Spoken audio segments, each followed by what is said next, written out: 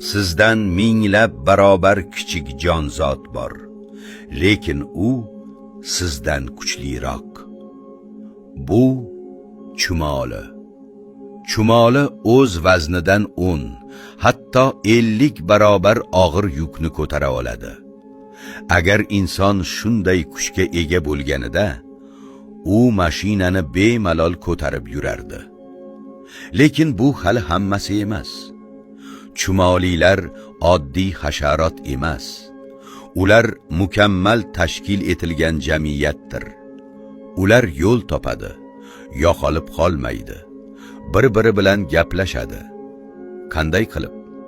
Ular maxsus hidli iz, feromon qoldiradi. Shu iz orqali minglab chumolilar bir yo'nalishda harakat qiladi. Bu tirik navigatsiya tizimi. Har bir chumoli o'z vazifasini aniq biladi. Kimdir oziq topadi, kimdir uya quradi, kimdir esa koloniyani himoya qiladi. Va eng hayratlanarlisi, ba'zi chumolilar dehqonchilik qiladi. Ular zamburug' yetishtiradi.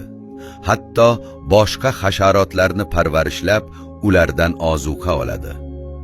Bu kichkina jonzot emas, bu mukammal tizim.